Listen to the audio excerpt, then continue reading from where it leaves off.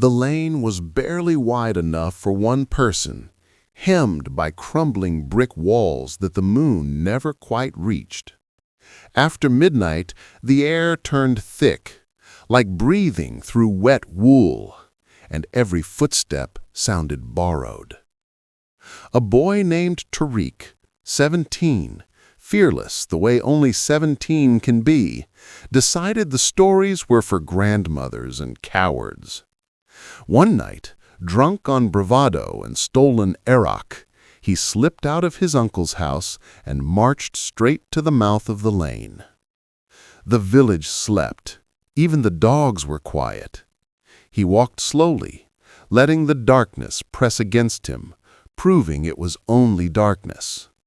Halfway down the lane he stopped, cupped his hands to his mouth, and called the name the old men only whispered when they thought no one was listening.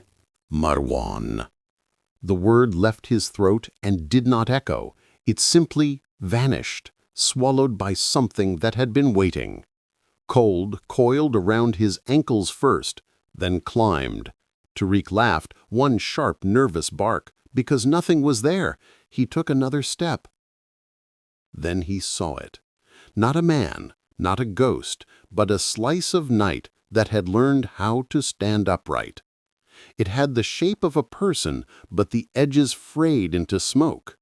Where a face should have been, there was only absence, deeper than the lane itself. Tariq's heartbeat filled his skull. He tried to step back and found his feet would not obey. The ground held them like a polite host, refusing to let a guest leave early. The shadow tilted its not head, curious. Tariq's mouth opened. He had meant to scream, or pray, or curse. Instead, what came out was a whisper he had never been taught. "Marwan," he said again, softer, the way you speak to something you have wounded and now regret. The shadow hesitated. Something like recognition flickered across the place where eyes would have been. Then it stepped forward, not toward Tariq, but into him. There was no pain, only a sudden, crushing loneliness, as if every person he had ever loved had died at the instant. The feeling lasted less than a heartbeat, but it was enough. Tariq understood, in the way you understand a dream the moment you wake, that the shadow had once been a man named Marwan who had spoken his own name in that lane a century ago, daring what should not be dared. Now the shadow wore Tariq the way a coat is worn, loosely, temporarily, until the next fool came along who knew the name. When the first call to dawn prayer drifted over the rooftops, the lane was empty except for a single set of footprints leading in and none leading out. The village woke to find Tariq's sandals neatly placed at the entrance of the lane, side by side, waiting for feet that would never return. After that, the warning changed. The old men no longer said, "Never speak its name." They said, "Never let it learn yours."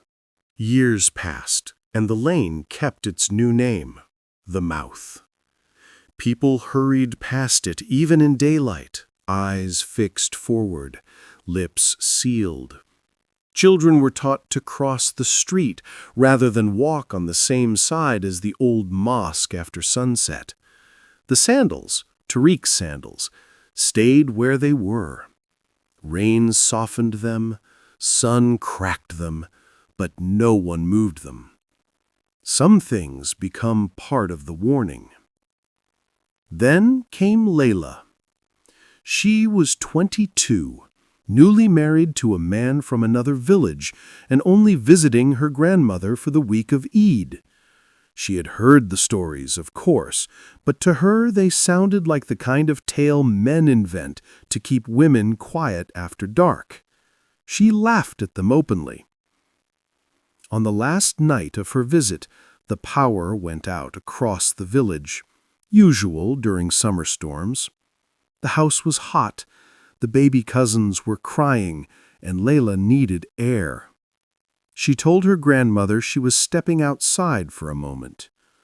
"Don't go near the mouth," the old woman warned, voice trembling. Layla kissed her forehead. "I'm not a child, Siti. I'll stay on the lit street." But the lit street ended sooner than she expected. The only way back to the house without a long detour was the shortcut everyone avoided. The mouth waited, blacker than the blackout, breathing. Layla stopped at the entrance. She looked at the withered sandals, now almost part of the stones, and felt something between pity and anger. "Tariq, whoever you were, I'm sorry this happened to you."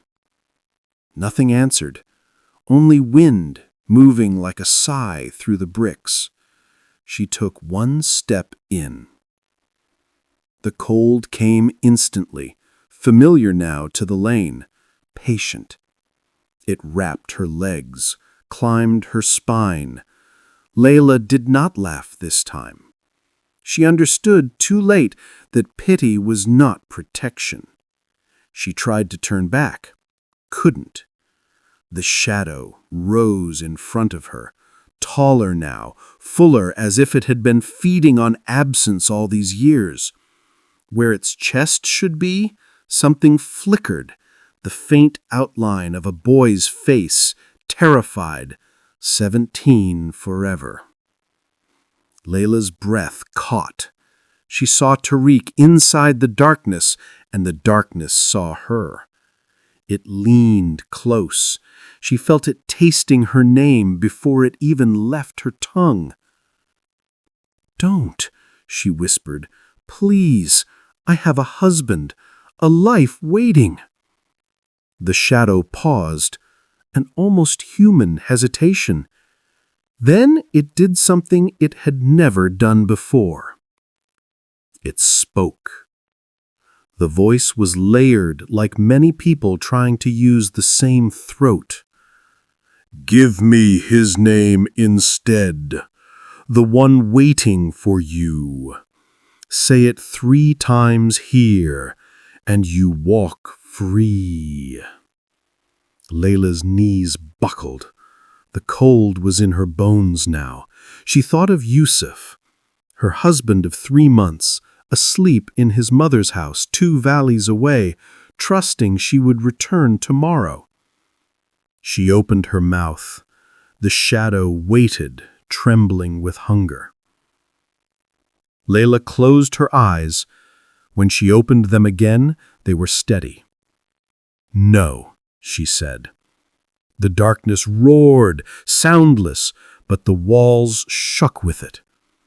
Layla lifted her chin. "Take me, if you have to, but I won't feed you another heart." For a moment, the lane held its breath. Then the shadow folded in on itself, shrinking, until it was only the size of a boy again. Tariq's outline became clearer, eyes wide, mouth open in something that might have been gratitude or apology. He reached out, not to pull her in, but to push. A sudden warm wind blasted through the lane, smelling of jasmine and distant rain.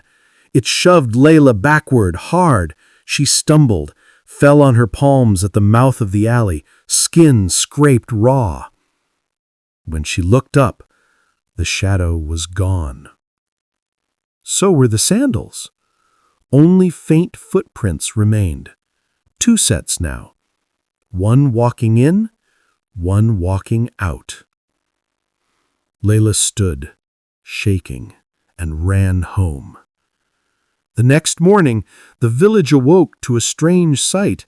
The lane behind the old mosque was bright with sunlight for the first time in living memory. Moss had begun to grow on the walls overnight, soft and green, as if the darkness had been rinsed away. People still avoid the mouth out of habit, but children, Curious, foolish children sometimes play there at noon, and the old men no longer scold them. They only smile, thin and tired, and mutter the new warning under their breath. Never offer a shadow someone else's name. Some hearts are strong enough to starve it.